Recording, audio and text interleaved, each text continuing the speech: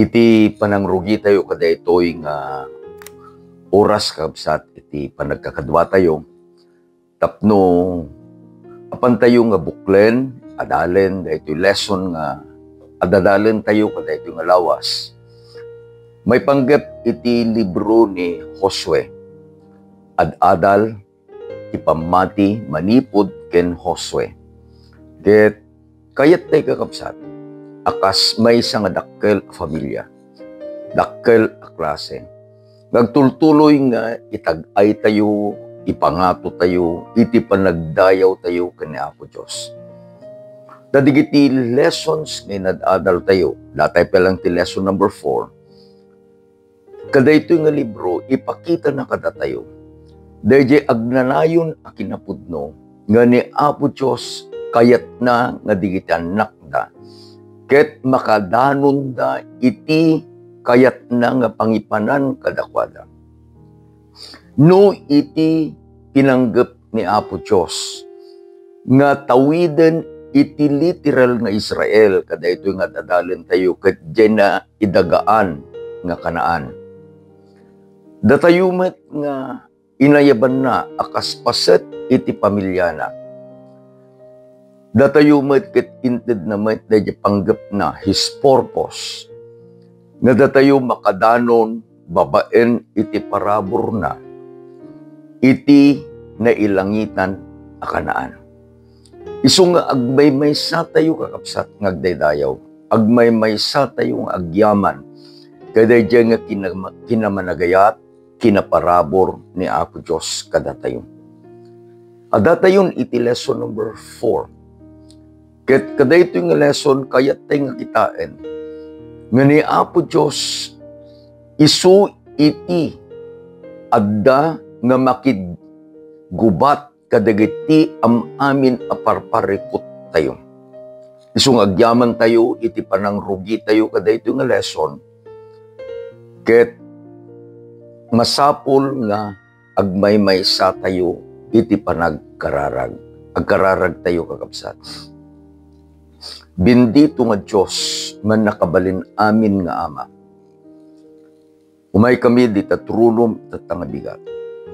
Umay kami nga agyaman ken ka. Umay kami o Diyos, tapno, umay kami nga umawat iti bendisyon mo, babaen kada iti lesson nga apalmi nga adalen itata. Sika nga Diyos nga nagbalbaliw. Sika nga nakiadda ken Josue ken digiti Israelitas idi sumrekdan ijay Kanaan. Dawaten mi nga sikamot Ama iti makiadda kada kami. Babaen iti santo nga Espiritu o Diyos. Idalan na kami kada iti panagadal mi. Katagyaman kami launay itinagan na po Mesos. Amen. Ti title kakabsat iti lesson tayo. Iti daytoy nga quarterly tayo. Ti dangadang iti likudan dagiti amin at dangadang. The conflict behind all conflicts. Ti paset nga mayulo ket masarakan iti Josue Kapitulo 10, versikulo 14. Na isurat ket basaen tayo. Ket awan idi itikas ti aldaw akas la iti daydi iti masakbayan wenno iti kalpasan na. Ani Jehova inpangag na titimek iti maysa a tao. Tan Jehova nakigubat agapu iti Israel. Anya iti inbagana ni Josue kakabsat. Adda iti maysa nga aldaw. Dahil iti tudtudwin na, dahil nga lesson tayo, dahil paset amayulo tayo. There has never been a day, adda iti maysa nga aldaw. Anya iti napasamak ka dahil aldaw. Nga ni Apo Diyos ken ni Josue nagpatangda. Ket ni Apo Diyos, kunana, daytoy apaset amayulo tayo, inpangag na iti timek iti maysa a tao. The Lord heeded the voice of a man. Kit ko na manipod idi, ingana iti umaypay apanawen. Awan iti kastang anapasamak. Kitaan tayo kakabsat, no anya dayjay nga nagtungtungan ni Apo Diyos, ti Diyos aman nakabalin amin ken ni Josue. Tapno makita tayo nga no apay nga inpangag hided dingningeg na dayjay nga pakpakaasi iti maysa nga tao nga isuna ni Josue. Iti tarayen kakabsat iti lesson tayo. Manipod iti kapitulo 5 versikulo 13 ingana iti versikulo 20 iti kapitulo 6 iti libro ni Josue. Kitno kitaan tayo kakabsat. Anya, nga addan dagijay nga inararamid ni Apo Diyos. Nakita tayo dyan, nakilaat da. Babaen iti parabor. Nakita tayo nga dayjay panang balasiw da. Dayjay nga karayan Jordan. Ket dinamag da, noan niya iti kaipapanan na dagijay nga bato nga isu iti nagbalin nga altar. Ket kunana ni Josue, no addanto iti agdamag, dayta iti pakakitaan nga ni Apo Diyos na ngaramid iti datdatlag. Daytoy nga adalen tayo ket isu ti panangisagana ni Josue nga addadan kakabsat, they have already crossed the border. Addadan ijay na ikari adaga. Being a leader, adadjay kitain na. No anya dayjay nga inted ni Apo Diyos kadakwada. Isu nga kitain tayo, digiti lesson tayo kapsat, ginadas tayo manen nga nangited iti talo nga paset na. Iti umunong nga paset. Ti Pangulo ti Armada ket isu iti Apo Diyos. Iti naaramid kakabsat, basahin tayo iti versikulo 13 ingana ti 15 iti kapitulo 5. Kastoy iti panangisalaysay ni Josue. Ket naaramid nga idi ni Josue adda iti dinna iti Jericho. So kitain nyo, kikitain na di syudad. The city of Jericho was in front of Joshua. Nakita na, dayjay nga in report, dagiti dua nga napanagsiim. Nakita na dayjay nagdakkel a syudad, nga nagtayag nakatibtibker, dayjay pader na. Nga intangad na, dagiti mata na ket kimita ket adtoy, ti maysa a lalaki ang nagtakder iti sango na asi aasot iti kampilan na idi iti imana. Ket ni Josue imasideg kenkwana ket kinunana kenkwana, sika kumampun ka kada kami wenno sika kumabusor kada kami. Let's see the scene. At dati ni Josue pitkitain na da syudad. Nangegnan dayjay report dagiti dua nga spy. Inbagan kakabsat ni Apo Diyos kadayjay nga panagtestimonyo ni Rehab. Nga digijay tattao dijay ket kastalauna yen iti panagbutang da. Ket inbagan ni Rehab kadigiti duang inbaon ni Josue. Ammumi nga inted ti Diyos kada kayo daytoy a syudad. Idikit kita ni Josue, there was a man. Maysa a dakkel a lalaki. Nagtakder in between him and the city. Kita nyo, kikita na di syudad, at di lalaking nagtakder. Nakaasot iti kampilan na. So, nagtungtong, inrugi ni Josue, dayjay nga dialogue.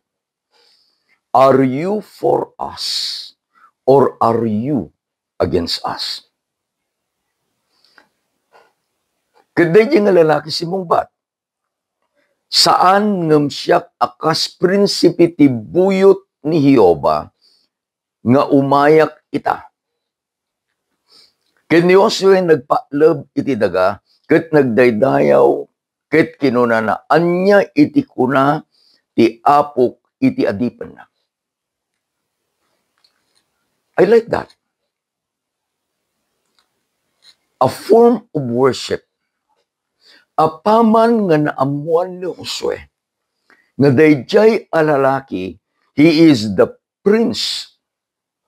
He is the prince of the host. No alaan tayo kakapsat, isuna dayjay commander iti buyot ti armada ni Apo Diyos. Apaman nga naamuan ni Josue, nagpalab, ket nagdaydayaw. Then he asked, anya, iti kuna iti apok, iti adipen na. Listen to the answer. Ket ti prinsipe ti buyot, ni Hioba kinunana ken Josue, ikatem ta sapatos mo, tasakam, iti disso nagtaderam ket na santuan. Ket ni Josue, tinungpal na iti kasta. Makita tayo kabsat nga ito'y libro ni Josue. He started with the comparison of Moses and himself. Idi nga inayaban ni Apo Diyos ni Moses. Nagparang ni Apo Diyos ijay sumsumged nga kayo, the burning bush. Ket idi nga nagtungtung da, dinamag ni Moses no anya itinagana. Ket inbaga ni Apo Diyos kini Moses, siyak ti siyak, I am that I am. Ket ni Apo Diyos, di I am, inbaga na ken ni Moses, nga ikaten na dayjay asapatos na. Agsipod ta nakatakder iti nasantuan a lugar. Kitaan tayo matkakapsat ni Josue. Idi nga inayaban when he was commissioned by God. Iti imay kenkwana was the prince of the host of God. Ket nagdaydayaw met ni Josue. Ket inbagamet laeng ni Apo Diyos kenkwana nga ikaten na iti sapatos na agsipod taadda iti nasantuan a lugar. Ket ni Apo Diyos, he assured in panamnaman na ken Josue nga iti Diyos adda kenkwana. Kitaan tayo iti umunang nga punto kakapsat. Iti ayan ni Apo Diyos, isu ke nasantuan. Iti ayan ni Apo Diyos, ayan iti namnama, iti panagbalay. No alain tayo kakapsat, iti pasamak tayo itata. Adda kumanday jemet, rikna tayo, nga agraem, agdayaw kini Apo Diyos, gapu iti kinasasino na. We worship the Lord for He is who He is. Anyaman kakabsat, nga pilyin ni Apo Diyos. Pinili ni Apo Diyos, ito'y ken Josue, nga nagtakder iti sangwanan na. Kada tayo tatan, ni Apo Diyos saan nagtakder akas da iti lalaki, nga adda iti kampilan na nga ikiganan na. But God wants to be with us. Iti mikadwa nga paset iti lesson tayo kapsat. ti Apo makibakal gapu kada kayo. Daytoy iti dakkel anamnama nga masapul nga amuan ni Josue. Daytoy met iti dakkel anamnama nga masapul nga amuan iti tunggal maysa nga anak ni Apo Dios. Iji kapadasan ni Moses kakabsat. Isu iti reference dayjay apan nakigubat ni Josue. Laglagi pun tayo ni Josue was there. He was the lieutenant of Moses. Pinagtalkan na. No, dadayjay ko natin ka adadayjay likudan. Adadayjay mabalin mong ibaga, sika iti palikod ko baro. I trust you. Nga indo awanak, iti mission nga inted ni Apo Diyos kanya must go on because of you. Digito'y nga kapadasan ni Moses nang patibker kakabsat kani Josue. Basahin tayo iti versikulo 13, 14, ken 25 iti libro iti Exodus kapitulo 14. Ket ni Moises kinunana kadagiti tattao, di kayo agbuteng, agtal na kayo, ket kitain nyo ti panangispal ni Jehova nga aramiden nanto kada kayo itang aldaw. Kadagiti Egyptios, ang nakita yu ita nga aldaw, uray kaano di kayton makita.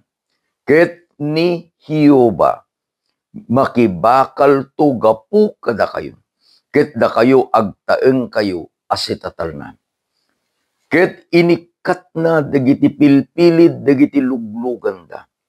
Ket narigat iti panaglugod da kadakwada. Iti kasta dagiti Egyptios kinunana, pumanaw tayo iti sango dagiti Israelitas, ta ni Jehova iti panakabagida ang makibakal ang maibusor kadagiti Egyptios. When the Lord will fight for you, uray pa'y iti kabusor mo, amuna nga agbalegi ka ket isu maabak. Kadayto nga binasa tayo kapsat, there were two nga nagsao. Ni Moises, kinasauna, dagiti Israelitas. Timi kadua, dayjay nga ari kinasauna, dagiti soldados na. Iti kunana ni Moises kadagiti Israelitas, di kayo agbuteng. Do not be afraid, but stand still. Sino kadi ati saan nga agbuteng? Kuma. Dahiti unag iti upat agasot 30 tawtuwen. Dagitoy nga Israelitas ket na parparigat da iti ima dagiti Egyptios. Ket itatan addada ijilet ang tisango sangwanan da the Red Sea iti likudan da. Dagiti armada iti Egyptios nga inpanguluan iti ari. But the Lord said to Moses, di kayo agbuteng, agtal na kayo, taapay, ni Jehova makibakal gapu kada kayo. When the Lord fights the battle for you, denggem dia inbaga ni Moses kadigiti Israelitas, agtaeng kayo asitatal na. But on the other hand, idin nga ni Apo Diyos nakibaet. Dagijay nga pilpili, dagiti karwahe, dagiti Egyptians ket agpirdidan agikatdan without any cause. Kunana dayjay nga ari, pumanaw tayo, iti sangwanan dagiti Israelitas, taapay, ni Jehova, adda ang makibakal nga aggapu kadakwada. Isu nga idin ang nakita kakabsat ni Josue, daytoy nga maingal the Prince of Hosts. Malagip na digdi kapadasan ni Moses. Mismo nga ni Moses inusar ni Apo Diyos for them to cross the Red Sea. Ngem kenyana, it was Joshua, intidmet ni Apo Diyos dayjay aparabor, tapno binalasiw da dayjay akarayan Jordan when its waters was overflowing bank to bank.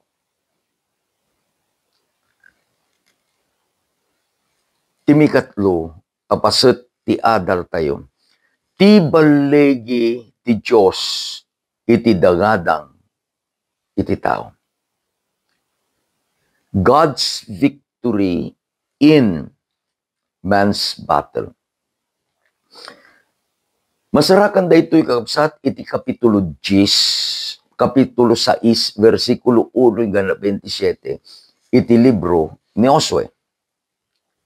Anya iti kari ni Apo Diyos. Iti kapitulo 6, versikulo 2. Denggen tayo, ti kari ni Apo Diyos.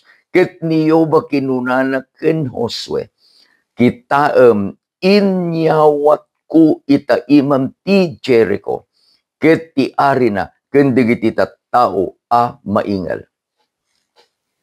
Denggen kabsat ko, no si Josue, denggem ti inbaga ni Apo Diyos. Adda pay laeng at si tatader, kitkitain na dayjay syudad. Ngem kunala ni Apo Diyos, kita inyawat ko, kita imam ti Jericho. Before the battle began, victory was already assured. Ulitin kakabsat. Before the battle began, victory was already assured. Anya pagbugan. No ni Josue, kit malagip na, adaday pa nagkungkuna tayo niya ang taong hindi lilingon sa pinanggalingan, hindi makararating sa paruroonan. Adaday ni Josue, no kitain na his immediate past, especially the 40 years, iti panagbiag na, nakita na, iti panangidaldalan ni Apo Diyos iti Israel, idi nga inusar na ni Moses. Awan ken ni Josue, dayjay panagduadua, awan ken ni Josue, dayjay panagamak. His experience is solid as a rock. Nga ni Apo Diyos no isu iti nagsao. Aramidin na, dayjay nga inkarina. Ket ni Apo Diyos inted na, dayjay marching order kini Josue. Ket kuna nakastoy ti aramidin. Iti umunang aldaw, ipangulwam, sumaruno, dagiti papadi, bagkat da, iti Ark of the Covenant. You go around the city once. Sakay tog subli, iti kampo. Aramidin nyo dayta, inaldaw-aldaw, ingana iti may kanang aldaw. Ngem intun iti maikapito. Iti aramidin nyo, lawlawin nyo iti syudad, iti maminpito adaras. March around the city 7 times. Ket intun no na aramid nyo dayta. Adda iti pito nga padi, nga adda iti pito a trompeta da. And the seven priests will blow their trumpets, and the people will make a loud shout. Sa tinbaga ni Apo Diyos, get all the spoils, balitok ken pirak, and then give them to the treasury of the Lord. No adda kay di unag iti syudad iti Jericho, you can have mixed emotion. Tapay, umununa, addadan nga agbuteng. Narunawin kunana ni Rahab, iti puso mi awalan iti pigsam. Ngamidin mo may iti Israel, nakita di ari di aramidin da. They're going around the city. Mabalin nga kuna, what a fool. Kasano yun to nga makigubat? Just go around the city, pumanaw ko, go around the city, pumanaw kayo. Kit na aramid akasta. Ijay maikapito nga aldaw. The Lord gave victory to Joshua and the Israelites. Ada sa lutsod ko, kaupsan. Kada kayo. Ta iti kunana ijay Hebreo 11, versikulo 30 ken 32. Gapu iti pamati natuang dagiti bakod ti Jericho. Iti kalpasan nga linawlaw iti arubayan iti kadagiti pito nga aldaw. Gapu iti pamati ni Rahab daydi balangkanti saan anairaman anapukaw kadagiti di na kinayat iti namati. Adagamin tinagsaludsod kanya ket pastor. Daydi kadi nga walls of Jericho totally fell down. No, alayon tayo dito niya, dito kumati quarterly tayo walls. Ti kunanda kabsat, dayjay rabaw iti walls of Jericho. Mabalin nga agsinabat iti dua nga karwahe. Dakkel. Dayjay rabaw, dayjay nga walls of Jericho. Ijay ti ayan dayjay balay ni Rahab. Ti sinuludsod na ti maysa nga kabsat kanya ket pastor, narbakadi ti interamente the walls of Jericho. Ket kunana met ti Biblia, gapu ti pamati natuang dagiti bakod ti Jericho. Let's put it this way. Idi nga napanagsiim dagiti duang espya. Anya iti nagtulagan da ken ni Rahab. Kunana dagiti duang espya. Intun no ituden ni Apo Dios ti syudad kada kami. When isalakan na kani Apo Dios ngem kastoy iti aramidem. Ikabil mo dayta nalabaga tali nga inusar mo nga nang ipababa kada kami. You tie it on the window of your house. The question is, where was the house of Rahab? Ije tuktok iti pader ije Jericho, a part of the wall. Tinungpal ka din ni Apo Diyos, dahil karina kinos, ni Rahab. Tinungpal na. Dati ko na gapu iti pamati ni Rahab, dahil di balangkanti saan anairaman, anapukaw. Ayan di balay ni Rahab. It was on top of the wall. No saan anatay ni Rahab, gapu iti pamati, taintalina dayjay analabaga, nga tali. Ije tawa iti balay na.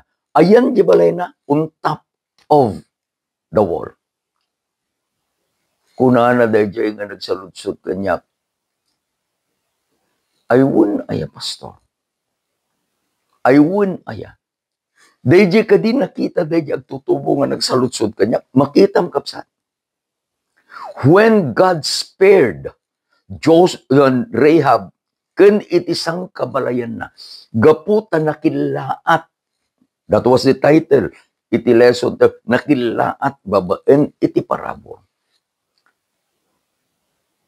Nadadael kadi dayjay pader was the wall of Jericho where the house of Rahab was built. Nadadael kadi. My personal answer is no. Ijay iti nangipakitaan ni Apo Diyos, iti ayat, iti parabor, ken iti panakabalin na. When all will be destroyed, God will put in enforcement ijay ayan iti isalakan na. Ulitin, intuno ti amin ang ket madadael. Gapu iti pamati dayjay ayan dayjay nga isalakan ni Apo Diyos saan ulos nga man anong. Saan met ang nai-record gamin kakabsatan niya nga imakar ni Rahab ket nagaramid iti sabali nga balay na no. No di ket di suruten tayo dayjay akari nga inted dagiti duwa nga isbya. Intunno ited ni Apo Diyos daytoy syudad kada kami. Tie that red rope on the window of your house. Inaramid ni Rahab ket inaramid met ni Apo Diyos dayjay inkarina ken ni Rahab. Gaputi pamati ni Rahab day di balangkanti saan ang nairaman ang napukaw. Kadagiti di da kinayat iti namati. Amin nga nagtaeng iti Jericho saan da a kinayat ang namati. Ni Rahab laeng iti namati. Ket saan ang naibilang ni Rahab a natay. Agraman meten dayjay nga pamilya na.